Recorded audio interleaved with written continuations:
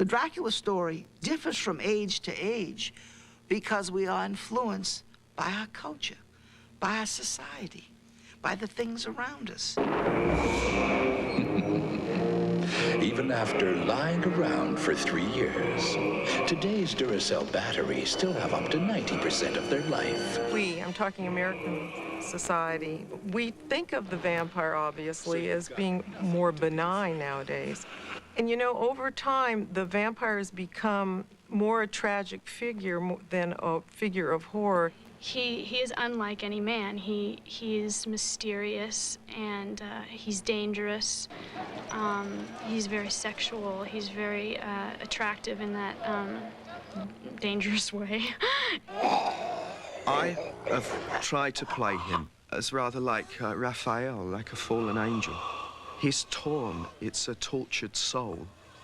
I don't play him out and out as an evil kind of character. I mean, there's all that in there, too. It's a delicious cocktail. The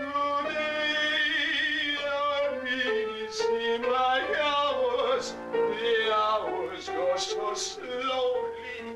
It isn't right. It's Dracula's song, isn't it? The hours go so slowly in the day.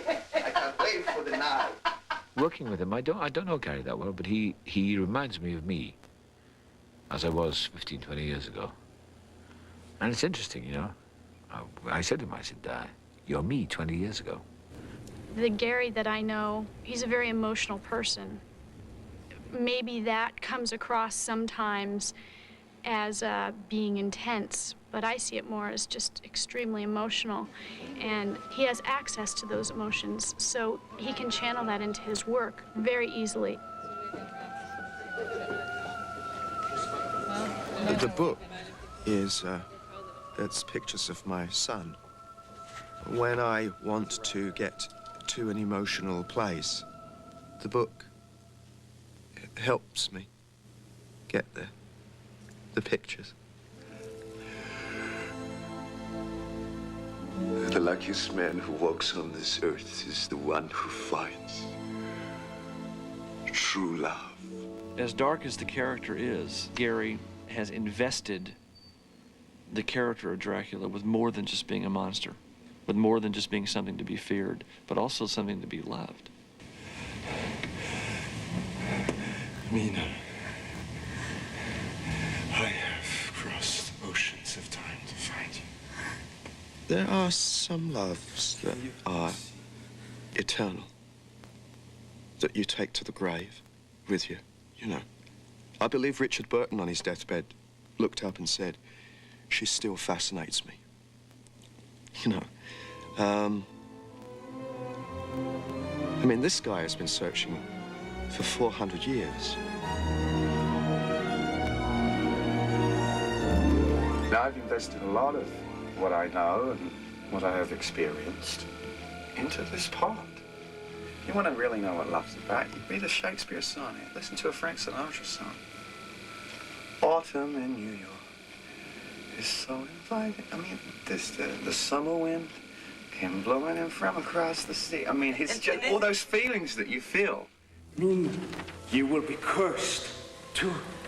You will be cursed as I am. You will be cursed as I am to walk in the shadow. Back in minds, man. You will be cursed as I am to walk in the shadow of death for all eternity. I love you too much to condemn you. No, I cannot let this be. Please, I don't care. Make me. You will be cursed as I am to walk in the shadow of death for all eternity. I love you too much to condemn you. Take me away from all this death.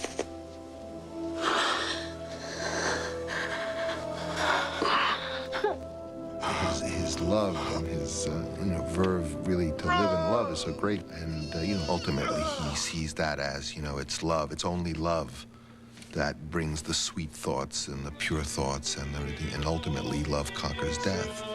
Love conquers everything. I see my love.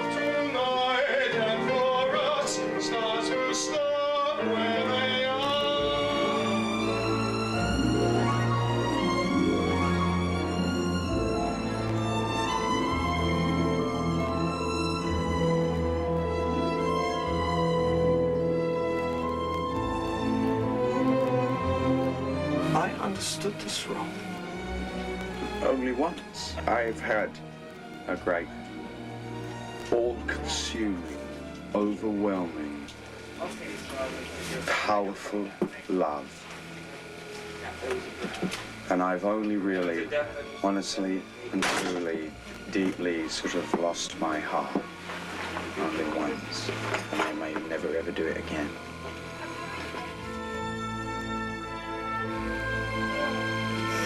So I know what it feels like. Stand by. Rehearsal bell. And here we go. And suddenly we're there. London, 1897. Action. Lucy? Bram van Helsing. Dr. Van Helsing. Dear Madamina. Dear Francois Lucy. Sorry. It's all right. That's good. I like that. I'm sorry. Okay.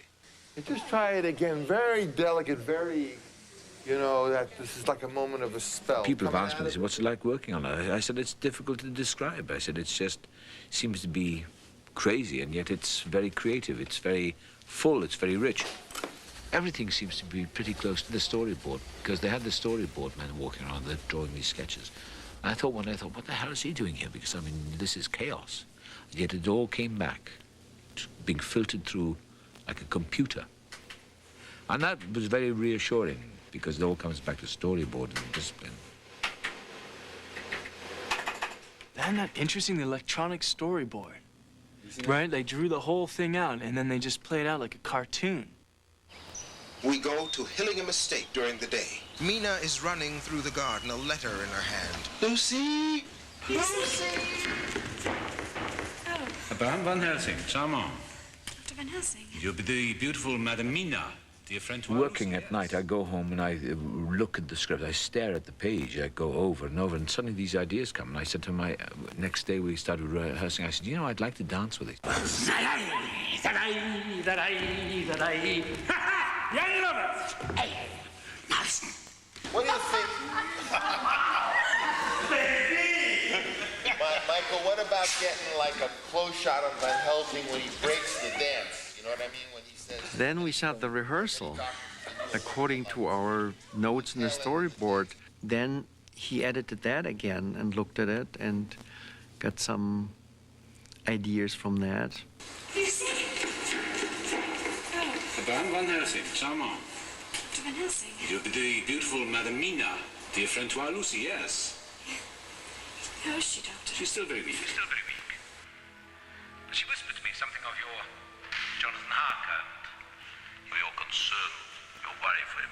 Ah, well, I do worry for all young lovers.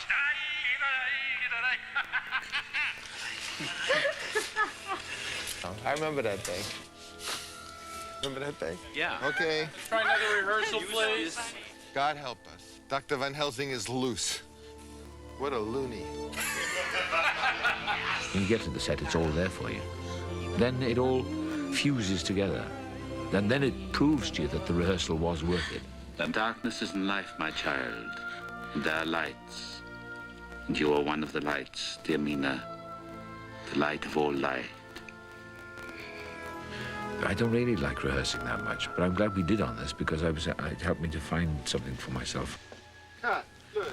But a prolonged rehearsal for a film I find kind of tedious. I find it strangely non-productive, because it changes when you get into the location.